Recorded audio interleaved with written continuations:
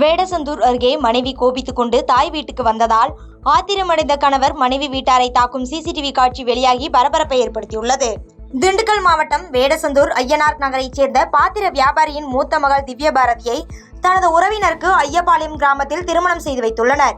இவர்களுக்கு 2 மகன்கள் உள்ள நிலையில் கணவர் வீட்டார் வரதட்சணை கேட்டு திவ்ய பாரதியை அடித்து கொடுமைப்படுத்தியதாக கூறப்படுகிறது.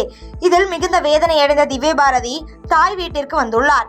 இதனைத் தொடர்ந்து மனைவி வீட்டுக்கு வராததால் ஆத்திரமடைந்த கணவர் தனது உறவினர்களை அழைத்து வந்து மாமனார் வீட்டில் கலாட்டா செய்து இரும்பு ராடால் தாக்கியுள்ளார். இச்சம்பவம் அப்பகுதியில் இருந்த சிசிடிவி கேமராவில் பதிவாகி தற்பொழுது வெளியாகி உள்ளதால் பரபரப்பு ஏற்பட்டுள்ளது. மேலும் இச்சம்பவம் குறித்து வேடச்சந்தூர் போலீசார் வழக்கு பதிவு செய்து கலவரத்தில் ஈடுபட்ட சத்தியமூர்த்தி என்ற நபரை கைது செய்துள்ளனர்.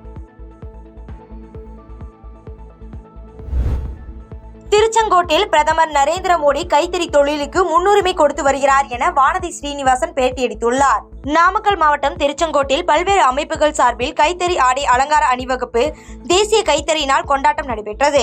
இந்நிகழ்ச்சியில் பாஜக தேசிய மகளிர் அணி தலைவரும் பாஜக சட்டமன்ற உறுப்பினருமான வானதி ஸ்ரீனிவாசன் மற்றும் நடிகை குஷ்பு, மொடக்குறிச்சி சட்டமன்ற உறுப்பினர் சரஸ்வதி உள்ளிட்டோர் சிறப்பு விருந்தினர்களாக பங்கேற்றனர். இதனைத் தொடர்ந்து இப்போட்டியில் வெற்றி பெற்றவர்களுக்கு பரிசுகள் வழங்கப்பட்டது. இதன் பின்னர் செய்தியாளர்களை சந்தித்து பேசிய வானதி ஸ்ரீனிவாசன், நமது நாட்டின் பாரம்பரியமிக்க கைத்தறி மற்றும் கைவினைப் பொருட்களின் பெருமையை உலக அறிய செய்யும் வகையில் பிரதமர் நரேந்திர மோடி அத்தொழிலுக்கு முன்னுரிமை கொடுத்து வருகிறார் என்றும் பெண்கள் மீதான கண்ணியத்தை வளர்க்க கற்றுக் கொடுக்க வேண்டும் என்று பேட்டியளித்துள்ளார். இன்று பிரதமர் கொடுக்கக்கூடிய கைவினை பொருட்கள் அவர் கைத்தறி கொடுக்கிறது. உதாரணத்துக்கு என்னோட சொல்றேன், சூரத்துல இருந்து அவர் ஒரு வைரம் கொடுத்தார் அமெரிக்கா போனப்போ. அது நிறைய பேர் கொஞ்சம் மீம்ஸ் கூட போட்டாங்க. பட் என்னன்னா அதுக்கப்புறம் அந்த லேப் க்ரோன் டைமண்ட் அப்படிங்கிறது ஒரு புது மார்க்கெட்டே உருவாச்சு. அந்த மாதிரி கைத்தறி அவர் நீங்க ஒவ்வொரு வருஷம் அவர் கட்டுற தலைப்பாகை ஒரு மெசேஜ் இருக்கு. ஒவ்வொரு பகுதியை சார்ந்த அந்த கைத்தறி நெசவாளர்களை அவர் அதை நினைவுபடுத்துறதுக்காக, இந்த நினைவுபடுத்துறது கௌரவப்படுத்துறது எங்க போய் நிக்குதுன்னு கேட்டா மக்கள் அதை தேடி வாங்கி அடைய ஆரம்பிக்கிறாங்க. இதன் காரணமாக இன்று பிரதமர் மோடி அவர்கள் இந்திய நாட்டினுடைய பொருட்கள், இந்திய நாட்டினுடைய கைவினை கலைஞர்களுக்கு ஒரு புதிய அங்கீகாரத்தை கொடுக்கிறார். பள்ளிப்பாளையத்தில் நிதி நிறுவனங்களின் நெருக்கடியால் வீடியோ வெளியிட்டு பெண் தூக்கிட்டு தற்கொலை செய்து கொண்ட சம்பவம் அதிர்ச்சியை ஏற்படுத்தியுள்ளது. நாமக்கல் மாவட்டம் பள்ளிப்பாளையம் அருகே உள்ள ஓடப்பள்ளி கிராமத்தைச் சேர்ந்த சுஜாதா என்பவர் அப்பகுதியில் உள்ள 6 மகளிர் குழுக்களுக்கு தலைவியாக இருந்து வந்துள்ளார். இந்நிலையில் மகளிர் குழுவில் உள்ள பெண்களுக்கு சுய உதவி கடன் வாங்கி சில பெண்கள் குடும்பத்துடன் தலைமறைவு ஆகிவிட்டனர். இதன் காரணமாக கடன் பெற்றுக் கொடுத்த சுஜாதா தான் கடனை திருப்பி செலுத்த வேண்டும் என மைக்ரோ பைனான்ஸ் நிறுவனங்களும் தனியார் நிதி நிறுவனங்களும் தொடர்ந்து வற்புறுத்தியதால் இவற்றை திருப்பி செலுத்த முடியாத சூழ்நிலையில் மனவேதனையுடன் வீடியோ பதிவிட்டு தூக்கிட்டு தற்கொலை செய்து கொண்டார். இதுகுறித்து தகவல் அறிந்த பள்ளிப்பாளையம் போலீசார் சம்பவ இடத்திற்கு விரைந்து சென்று சடலத்தை கைப்பற்றி பிரேத பரிசோதனைக்காக பள்ளிப்பாளையம் அரசு மருத்துவமனைக்கு அனுப்பி வைத்தனர். மேலும் சுஜாதாவின் இறப்பு குறித்து போலீசார் வழக்கு பதிவு செய்து விசாரணை மேற்கொண்டு வரும் நிலையில் சுஜாதாவின் உறவினர்கள் சுஜாதாவின் தற்கொலைக்கு காரணமான கவிதாவை கைது செய்ய வேண்டும் என போராட்டத்தில் ஈடுபட்டதால் பரபரப்பு ஏற்பட்டது.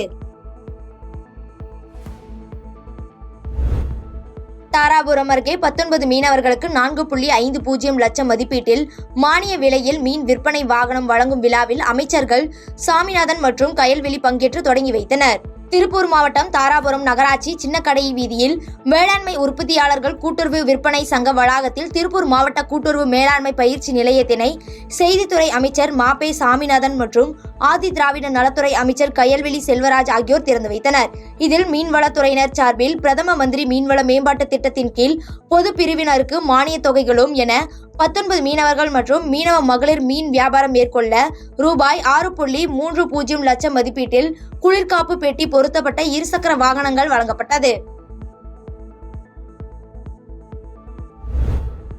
வாணியம்பாடியில் நடைபெற்ற கோயில் திருவிழாவின் போது இளைஞர்கள் இடையில் ஏற்பட்ட மோதலில் சந்துரு என்ற நபரை கத்தியால் குத்தி கொலை செய்துள்ள சம்பவம் அதிர்ச்சியை ஏற்படுத்தியுள்ளது.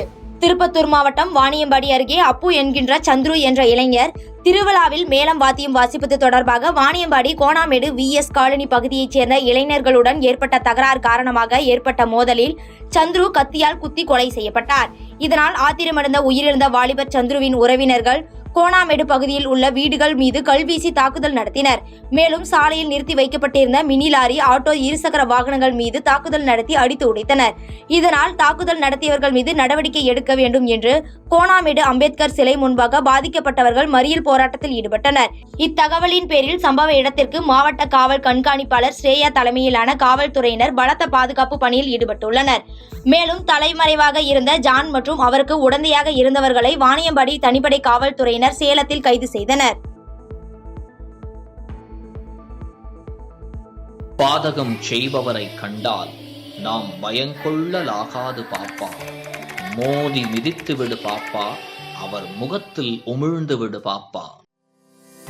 அண்மை செய்திகளை உடனுக்குடன் தெரிந்து கொள்ள இணைந்திருங்கள் இயம்நாடு தொலைக்காட்சியுடன்.